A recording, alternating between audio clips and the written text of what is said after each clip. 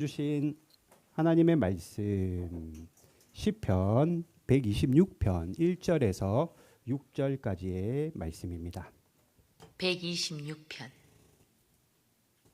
여호와께서 시온의 포로를 돌려보내실 때에 우리는 꿈꾸는 것 같았도다. 그때에 우리 입에는 웃음이 가득하고 우리 혀에는 찬양이 찼었도다. 그때에 문나라 가운데서 말하기를 여호와께서 그들을 위하여 큰 일을 행하셨다 하였도다. 여호와께서 우리를 위하여 큰 일을 행하셨으니 우리는 기쁘도다. 여호와여, 우리의 포로를 남방 시내들 같이 돌려보내소서. 눈물을 흘리며 씨를 뿌리는 자는 기쁨으로 거두리로다. 울며 씨를 뿌리러 나가는 자는 반드시 기쁨으로 그 곡식단을 가지고 돌아오리로다. 아멘. 하나님의 말씀입니다. 자리에 앉겠습니다. 제가 예배를 위해서 잠깐 기도하겠습니다. 사랑으로 충만하신 하나님, 우리의 마음과 우리의 정성과 우리의 믿음을 주님께 올려드립니다. 기뻐 받아주시고 2025년도 마지막 주일 예배를 하나님 흠양하여 주시고 사랑하는 성도들 신령과 진정으로 오늘도 예배에 참여할 수 있도록 주께서 도와주시옵소서. 한 사람도 빠짐없이 형식적인 예배에서 벗어나 정말로 주님 만나는 예배가 되기를 원합니다. 하나님 역사하소서. 은혜 베풀어 주시옵소서. 예수님의 이름으로 기도드립니다. 아멘. 자, 우리가 여러분 똑같은 예배이고 이제 하나님의 말씀이 하나의 하나님 말씀인데 그럼에도 불구하고 어떨 때는 하나님의 말씀이 은혜가 되었다가 또 어떨 때는 지겹다, 졸립네 라고 말할 때가 있습니다. 어떨 때는 집중이 잘 되는 것 같은데 또 어떨 때는요 영 집중이 안 되는 거예요. 여러분 왜 그럴까요? 왜 똑같은 말씀이고 똑같은 예배인데 우리가 은혜가 되지 않고 집중이 되지 않을까? 우리 예배당이 작아서 그럴까요, 여러분? 아니면은 옆 사람이 떠들어서? 아니면은 말씀이 시원찮아서 우리가 여러분 예배가 은혜가 되지 않을까요? 여러분 우리가 예배가 은혜가 안 되는 이유는 하나입니다. 예배를 보러 오기 때문입니다. 예배를 보러 온다라는 거예요. 그러니까 예배를 구경꾼의 입장으로 오니까 예배가 은혜가 안 되는 거예요. 그냥 나는 그럼 예배의 구경꾼일 뿐입니다. 자, 따라합니다. 예배는 만나러 오는 것이다. 그러니까 예배는요, 여러분 관람이 아니라 만남이라는 걸 꼭 기억해야 돼요. 구경꾼의 마음으로 오면 예배 은혜가 안 됩니다. 시간 낭비죠. 예. 따라서 예배는 관람이 아니고 만남이다. 어떻게 만나느냐? 내 마음의 태도를 바로잡아야 됩니다. 학생들이 공부 잘하는 학생들 보면은 수업 시간에 집중하잖아요. 공부를 많이 해서 공부 잘하는 게 아니에요. 기본기에 충실하다라는 거예요. 일주일 내내 우리가 밖에 나가서 세상 사람들과 어울려 살아가다가 단 한 번 주일날 왔는데 이 시간마저도 1시간 남짓 되는 이 시간마저도 집에 있는 아이들 걱정, 신랑 걱정 또는 회사 걱정하다 보면은 우리 믿음이 좋을 때 여러분 우리 믿음이 자랄 수 없는 겁니다. 그러니 마음의 자세를 바꿔야 된다. 오늘 무슨 일이 있어도 내가 주님 이 말씀을 내가 붙잡겠다라는 그런 결단이 있을 때 예배가 은혜가 될 줄로 믿습니다.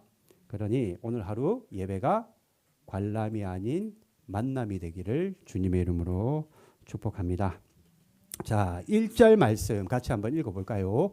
1절입니다. 시작. 여호와께서 시온의 포로를 돌려보내실 때에 우리는 꿈꾸는 것 같았도다. 사람들이 보니까 꿈꾸는 것 같았도다라고 기록되어 있습니다. 꿈꾸는 것 같아. 꿈인지 생신지 모르겠다라는 겁니다. 무슨 말이에요? 이스라엘 사람들이 여러분 포로 생활했잖아요. 70년 동안. 이 포로 생활 70년을 했는데 바사, 지금의 저기 이란이라는 나라, 예전엔 바사입니다. 이 바사의 고레스 왕이 이스라엘 사람들을 돌려보낸 거예요. 고향으로 돌려보낸 겁니다. 여러분 우리는 항상 성경을 읽을 때 왜를 알아야 돼요. 왜 돌려보냈느냐. 여러분 왜 돌려보냈을까요? 고레스 왕이 왜 이스라엘 사람들을 고향으로 돌려보냈을까? 이뻐서? 또는 뭐 나에게 이익이 있어서? 또 이득이 있어서? 아니면 아무 이유 없이 그냥 돌려보냈는가? 여러분 우리나라 6.25 전쟁 때 미국이 우리나라에 군인들을 보내고 군수물자를 보낼 때 대기하는 장소가 바로 일본이었습니다. 여러분. 일본에 군인들을 대기시키고 군수물자들을 대기시켰다라는 거예요. 마찬가지입니다. 고레스라는 왕이 애굽이란 나라와 전쟁을 하는데 이스라엘이란 나라를 이용해서 군인들도 대기시키고 거기에다가 군수물자도 비축하기 위해서 이스라엘 사람들을 돌려보냈다라는 겁니다. 그곳에 사람이 있어야지 누가 일을 할 거 아니에요. 애굽이란 나라와 이스라엘은 바로 옆에 붙어 있거든요. 그러니까 애굽을 치기 위해서는 이스라엘이란 나라를 이용할 수밖에 없었다라는 겁니다. 굉장히 정치적인 생각이 있었다라는 거예요. 그런데 어찌했든 이유가 어떻게 했든 간에 고레스 왕이 이스라엘 민족을 돌려보내니 사람들이 얼마나 기뻤는지 행복했는지 오늘 우리가 읽은 말씀과 같이 꿈꾸는 것 같았다라고 기록하고 있어요. 꿈꾸는 것 같았다. 여러분 꿈꾸는 것 같은 기분 들 때 있었습니까? 없었어요? 저는 있었는데 언제냐고요? 일본에 올 때, 처음에 일본 올 때 꿈인지 생신지 공중에 붕 뜬 것 같더라고요. 내가 일본 땅을 밟다니.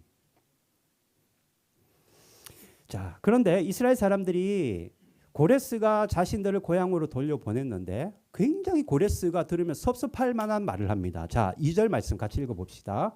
2절입니다. 시작. 그때에 우리 입에는 웃음이 가득하고 우리 혀에는 찬양이 찼었도다. 그때에 문나라 가운데서 말하기를 여호와께서 그들을 위하여 큰 일을 행하셨다 하였도다. 여러분 돌려보내는 게 누가 돌려보냈어요? 고레스 왕이 돌려보냈잖아요. 그런데 오늘 성경에는 보니까 고레스가 돌려보냈음에도 불구하고 여호와께서 그들을 위하여 큰 일을 행하셨다라고 하나님을 찬양하고 있습니다. 고레스가 들으면은 굉장히 섭섭할 말이죠. 이런 겁니다. 겉으로 보기에는 고레스 왕이 이스라엘 사람들을 돌려보내는 것 같은데 실은 하나님께서 고레스를 통해 역사하고 계셨다라는 거예요. 역사하고 계셨다. 고레스는 단지 하나님이 사용하신 도구에 불과한 겁니다. 그런 의미에서 볼 때 여러분들의 일상의 삶 속에서 일어나는 모든 일은 우연이 아닌 하나님의 섭림을 여러분 꼭 알아야 됩니다. 내가 오늘 내 힘으로 여기에 나온 것 같고 내가 어쩌다가 보니까 카시와 영광구에 온 것 같지만 그렇지 않아요. 우연을 가장한 하나님의 필연만 있을 뿐입니다.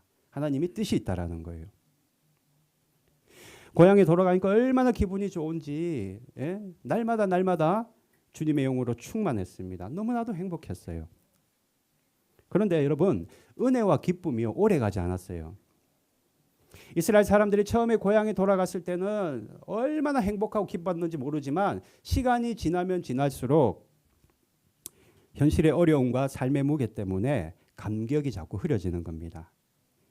행복하다 기쁘다 크신 하나님을 경험했음에도 불구하고 시간이 점점 지나니까 은혜를 자꾸 잊어버리는 겁니다. 그런 의미에서 볼 때 여러분 은혜 받았다고 다가 아닙니다. 교회에서 은혜 받았다고 다가 아니에요. 그게 오래 가지 않습니다. 여러분. 기억하려는 훈련이 없으면요 절대 하나님이 받은 은혜도 오래 가지 않는 겁니다. 그런데 이스라엘 사람들이 은혜를 점점점 잊어버리고 마음이 강팍해지는데 가만히 안 있었어요. 하나님께 기도했습니다. 4절 말씀 같이 읽습니다. 시작. 여호와여 우리의 포로를 남방 시내들 같이 돌려보내소서. 현대인의 성경 없나요? 같이 있습니다. 여호와여 마른 땅에 시냇물이 흐르듯이 우리를 다시 회복시켜 주소서. 자기들도 아는 거예요. 은혜를 완전히 잊어버리고 마음이 냉랭한 걸 아니까 다시 회복시켜 달라라고 하나님께 기도하는 겁니다. 여러분은 어떻습니까? 우리도 똑같죠. 하나님께 받은 은혜가 많아서 은혜로 충만했는데 어느 순간 가만히 나를 뒤돌아보면 어때요? 은혜를 잊어버리고 기쁨도 없고 내 마음이 감사하는 마음도 없고 하나님이 주신 은혜를 완전히 잊어버리며 우리가 신앙생활 할 때가 있다라는 겁니다. 그죠? 예. 가장 은혜가 충만할 때는 처음 교회 나왔을 때, 처음 교회 나와서 모든 것들이 야 여기는 참 세상 사람들하고 뭐 다른 것 같아. 처음 교회 나왔을 때는 은혜가 되고 주님의 영으로 충만한 것 같고 또 하나님이 내 기도에 응답해 주시면 야 진짜 하나님이 나를 도와주시는구나 기쁘고 행복하고 얼마나 우리가 기뻐했는지 모릅니다. 그런데 어때요? 시간이 지나니까 그 감격이 점점점 사라지는 겁니다. 잊혀진 감사라는 책에 보니까 그 간증이 하나 있는데 제가 소개를 잠깐 하려고 합니다. 이름은 안 밝힐게요. 김 씨라는 아저씨가 있었는데 서울에서 시내버스 운전하는 아저씨예요. 실제 있었던 이야기입니다. 이분이 버스 운전을 했는데 차가 반파가 될 정도로 큰 사고가 났어요. 중앙 분리대를 완전히 이렇게 들이받은 겁니다. 버스가. 승객들도 많이 다치고 죽었대요. 차량이 중앙 분리대를 들이받는 큰 사고가 나니까 이 사람은 운전사 더 많이 다쳤겠죠. 유리를 뚫고 나갔다는 거예요. 앞으로. 그 중력을 못 이겨서. 다 죽었다고 생각했는데 여러분 이 사람이 안 죽고 살아났어요. 김 씨가 살아있는 겁니다. 병원에서 눈을 떴는데 살아있는 게 얼마나 감사하고 다행인지 정말로 아까 우리가 읽은 말씀처럼 꿈을 꾸는 것 같다라는 거예요. 살아있는 것이. 그리고 이 김 씨가 자신이 살아있는 것을 알고는 하나님께 이렇게 기도했습니다. 하나님, 다시 운전대를 잡을 수만 있다면 내가 항상 감사만 하며 살겠습니다. 여러분 살아있으면 그런 고백 나오겠죠. 하루하루 우리가 예배드리고 웃으면서 사람을 대하겠습니다. 라고 하나님께 기도했습니다. 그리고 하나님이 은혜를 주셔서 3개월 뒤에 이분이 운전대를 잡았어요. 실질적으로. 처음에 이제 몇 주 동안은 진짜 사람이 달라졌죠. 이 승객이 실수로 카드를 이렇게 떨어뜨리면 예전에는 막 삿대질을 하고 짜증을 냈는데 이제는 기다려주고 그래도 계속 웃어주고 승객이 우왕좌왕하면 카드도 손수 집어주는 겁니다. 그러면서 그 승객이 고맙습니다 기사님 이러면은 예전 같으면 들은 채 많지 할 건데 이제는 제가 더 감사합니다라고 말하더라는 거예요. 그런데 어때요? 시간이 지나니까 꽉 막히는 출퇴근 시간에 꽉 찬 버스와 교통체증 게다가 쉴 틈 없이 밀려드는 일정과 민원 전화 버스에서 민원 전화 그렇게 많대요. 어느 순간부터 이 운전기사 김씨 아저씨가 은혜와 감사는 싹 사라지는 거예요. 마음속에. 예전과 다름없이 이제 하루하루 짜증과 불평과 원망으로 살아가는 겁니다. 그런데 여러분 정확하게 1년 뒤에 이 김씨가 혈액암에 걸렸습니다. 혈액암에. 혈액암에 걸려서 항암제를 맞고 병원에 누워 있는데요. 이제 또 그때야 다시 생각이 나는 거예요. 하나님 살려주세요. 하나님 살려주세요. 다시 한번 기회를 주세요. 나를 다시 한번 살려주면은 하나님께 평생 감사하면서 살겠습니다. 하나님께 또 기도하는 거예요. 여러분 이런 경험 없습니까? 바빠진 일상 속에서 우리가 은혜를 잊어버릴 때가 얼마나 많은지 몰라요. 감사보다 내가 다른 사람하고 비교하면요 감사 안 됩니다, 여러분. 내가 누리고 있는 것이 하나님의 은혜임에도 불구하고 우리가 은혜를 잊어버리면요 그 당연하게 생각해요. 내가 살아있는 것이 당연한 것이고 내가 앞을 보는 것이 당연한 것이고 내가 입을 벌려 말하는 것이 당연하게 됩니다. 하나님의 은혜를 잊어버리면 은혜를 은혜로 받을 수가 없는 겁니다. 제가 이제까지 제가 가장 은혜로 충만할 때가 언제였나라고 가만히 생각해 보니까 신학교 가기 전이었던 것 같아요. 신학교를 가기 전에. 제가 신학교를 가기 전에 이제 학교를 가려고 준비하고 있으니까 제대로 된 직장을 못 다니니까 여러분 한국의 편의점에서 제가 일을 했습니다. 편의점에서 이제 야간에 아르바이트를 했는데 손님이 없을 때는요.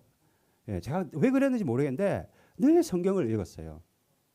손님이 없으면 편의점은 한국에는요. 손님 없으면 좀 앉아서 책도 읽을 수 있습니다. 늘 성경책을 읽었어요. 그리고 만약에 손님이 온다 하더라도 얼마나 제가 친절하게 대했는지 모릅니다.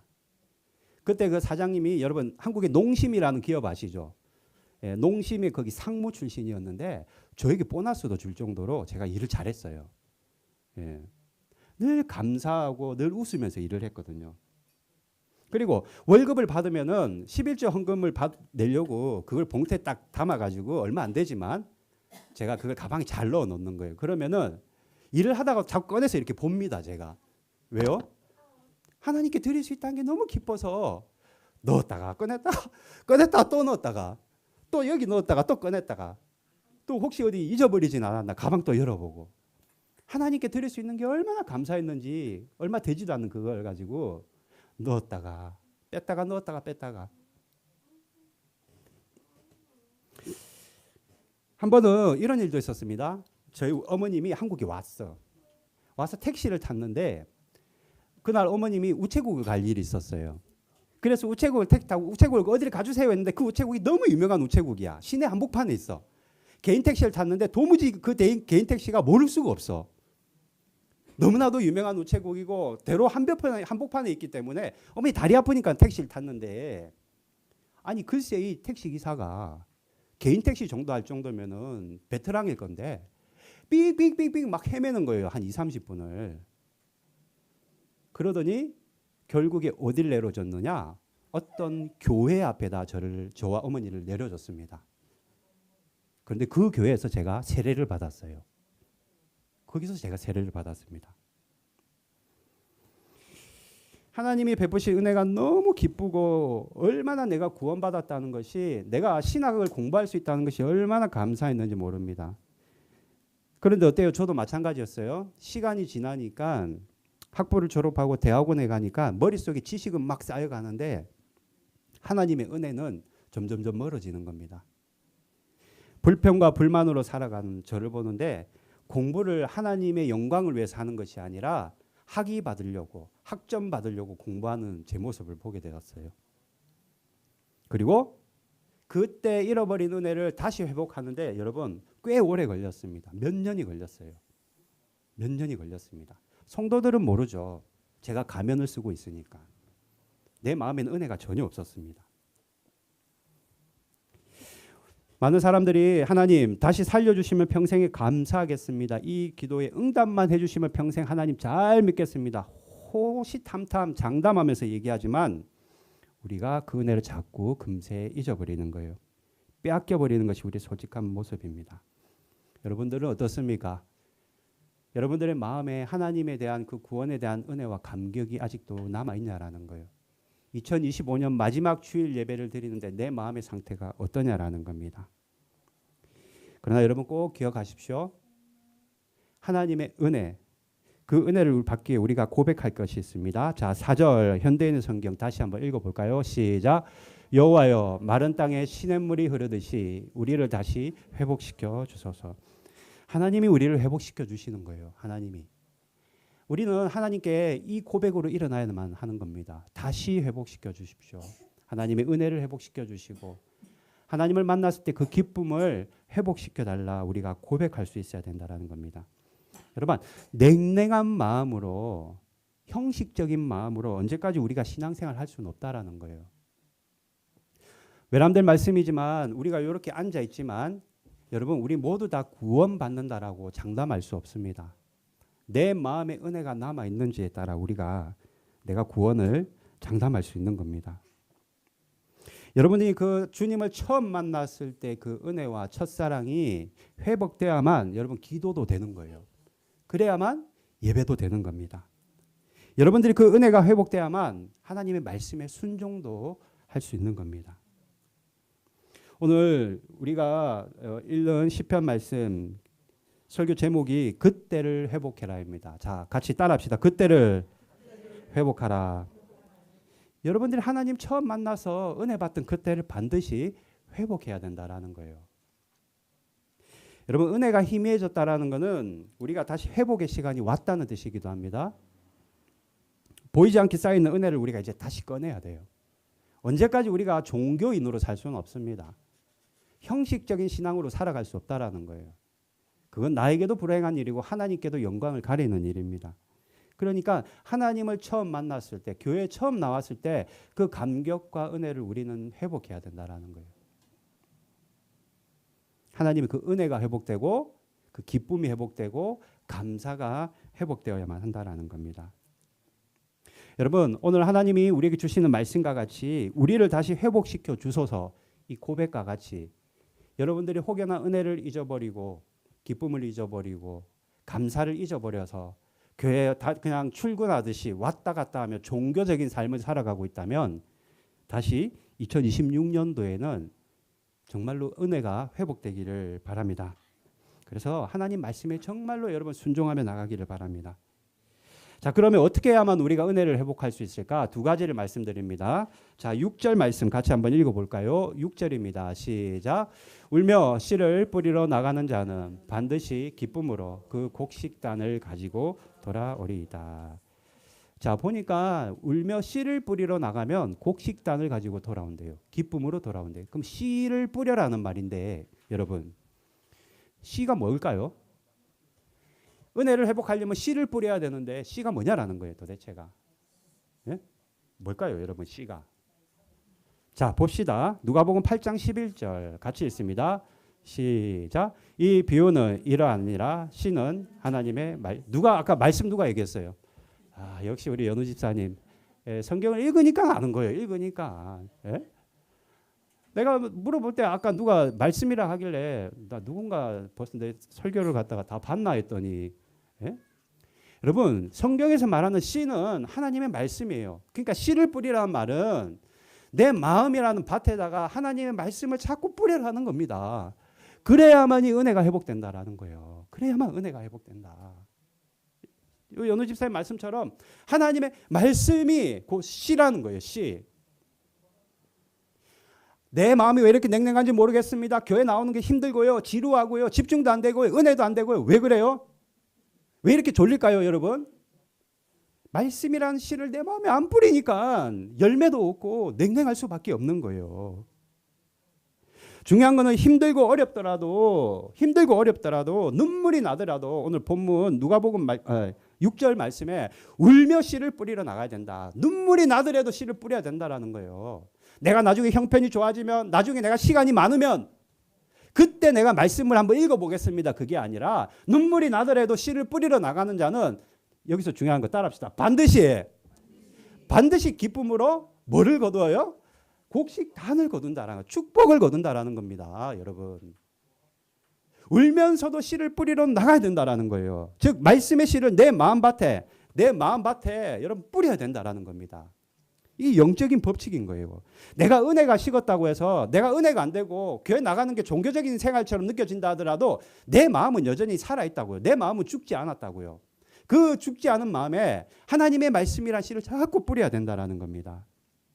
그런 의미에서 볼 때 말씀을 듣는 것도 씨를 뿌리는 거고 말씀을 읽는 것도 씨를 뿌리는 거고 말씀을 전하는 것도 씨를 뿌리는 거고 말씀을 묵상하는 것도 씨를 뿌리는 거고 오늘 여러분들은 이 자리에 나와서 말씀을 듣고 있다면 말씀의 씨를 마음에 지금 뿌리고 있는 겁니다. 반드시 열매 맺게 되는 거예요.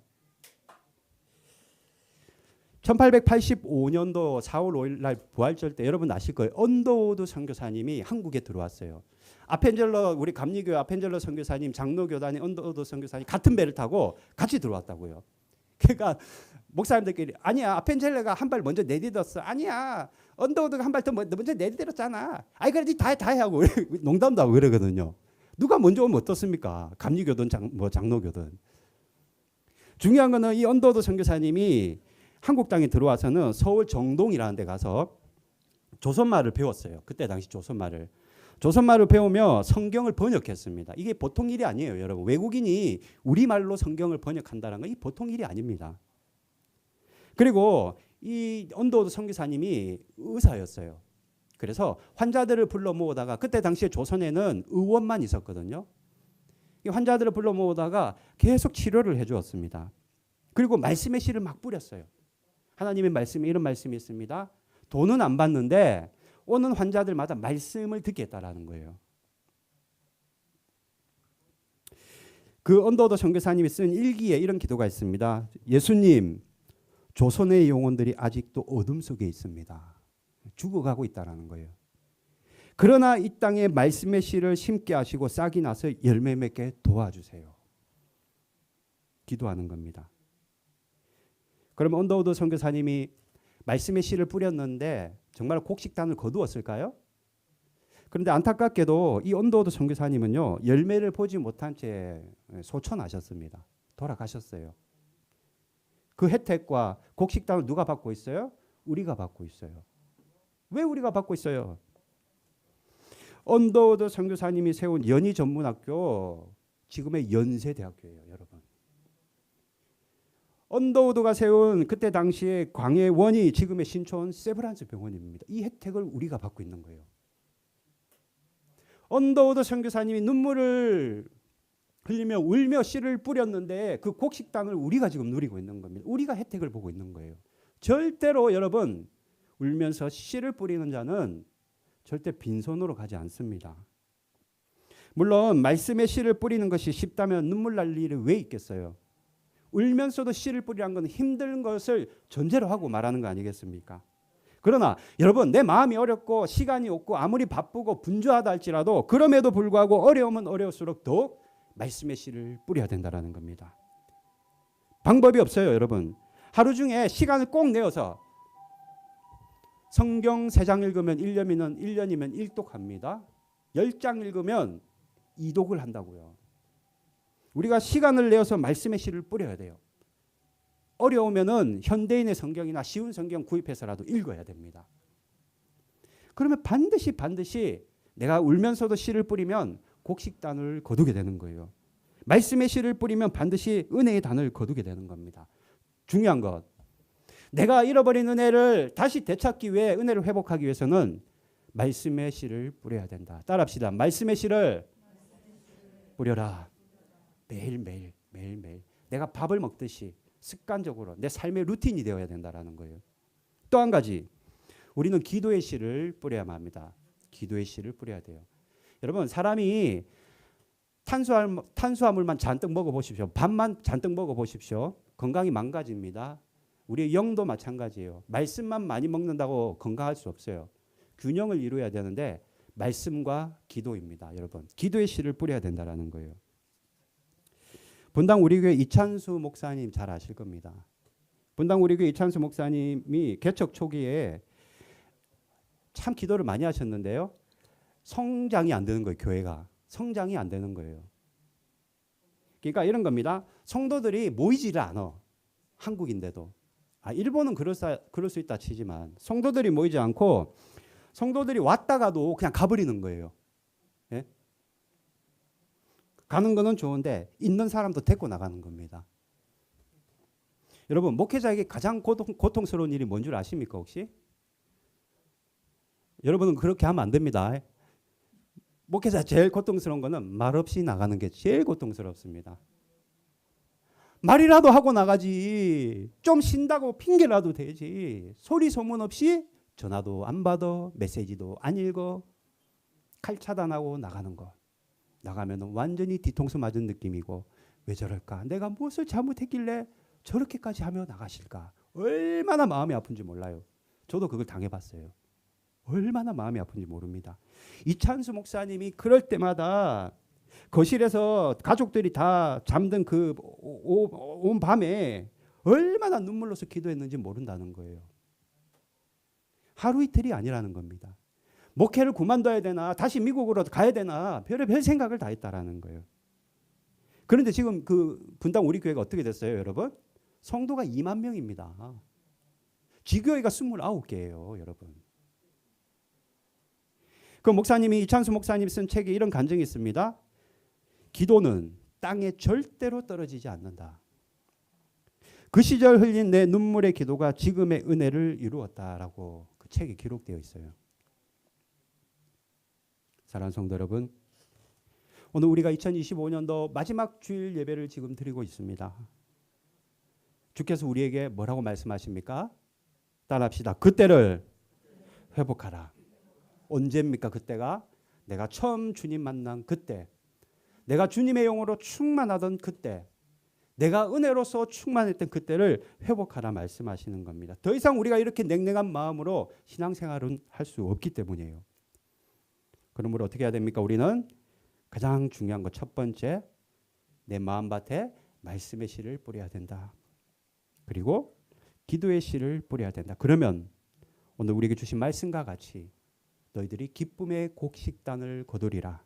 은혜의 단과 기쁨의 단과 감사의 단을 거둘 줄로 믿습니다. 여러분 오늘부터라도 안 늦었어요. 26년도 시작하며 내가 오늘부터 내 마음에 말씀의 씨를 뿌리고 기도의 씨를 뿌려서 내가 정말로 아싸리한 인생, 축복된 인생을 살리라 결단하고 실행에 옮길 수 있는 여러분이 되기를 바랍니다. 찬양합시다. 은혜로다.